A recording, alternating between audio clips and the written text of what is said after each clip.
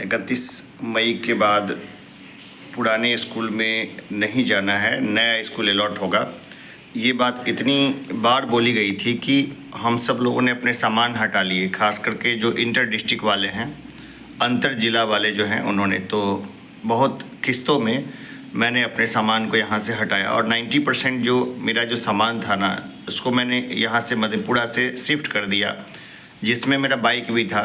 क्योंकि बाइक से समस्तीपुर से मधेपुरा आना ना काफ़ी रिस्की काम होता है, काफ़ी लंबा चौड़ा रास्ता एक लंबा है और रास्ते के साथ और भी इश्यूज़ है।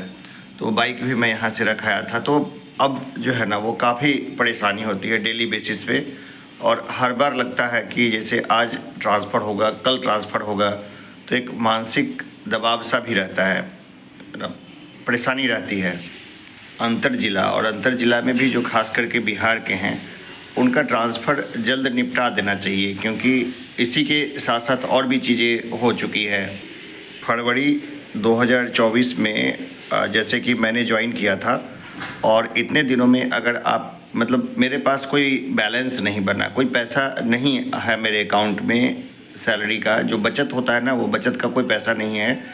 क्योंकि आने जाने में और यहाँ रहने में, रेंट वेंट में, और पेरेंट्स की जो बेसिक देखभाल है, ज़्यादा नहीं, बहुत बहुत कम, कभी दवाई ववाई ला दी, उसी में उतने में ही जो हर महीने का 27-28 तारीख को जो है वो पैसा ख़त्म हो जाता है।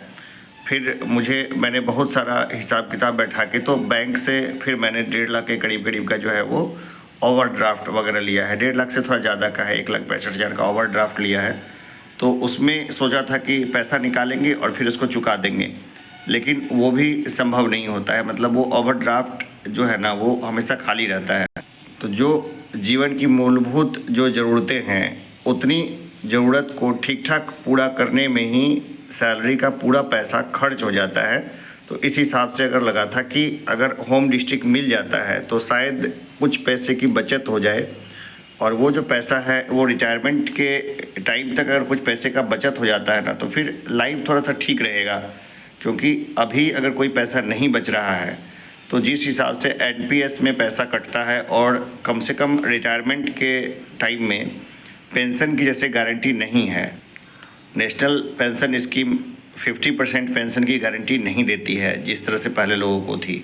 तो उस तरह से जो है, और उस समय जिस समय अभी रिटायरमेंट के टाइम में जिम्मेवारियां भी बढ़ेगी और भी समस्या रहेगी, तो ये प्रॉब्लम रहेगा, ये प्रॉब्लम बहुत बड़ा रहेगा। बहुत सारे 99% शिक्षक, मैं कैलकुलेट कर रहा हूँ हर चीज़ को, इसलिए मुझे इस बात को लेकर के थोड़ा सा तनाव रहता है।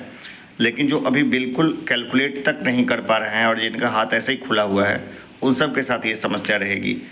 और अगर ज़िले के भीतर ट्रांसफ़र कर दिया जाता है तो थोड़ा ज़्यादा अच्छा रहेगा। लोग जो है ना थोड़ी सी बचत कर लेंगे, तो बाद में जो जीवन है, ख़ास करके जब वो इस जॉब से अलग होंगे, उस टाइम में उनका जीवन थोड़ा सा बेहतर हो सकता है, कि थोड़ा सा बेहतर रहे, मतलब उतना बुरा न रहे। जो ज़िले के भीतर हैं और जिनका घर आसपास है, उनको बचत है, वो बात भी उनसे होती रहती है, वो 10-15 हज़ार रुपये महीने का बचा लेते हैं। लेकिन हम लोग का आना जाना और रेंट का और जो छोटा बहुत बड़ा जो देखभाल है ना, उसी में सब चीज़ ख़त्म हो जाता है।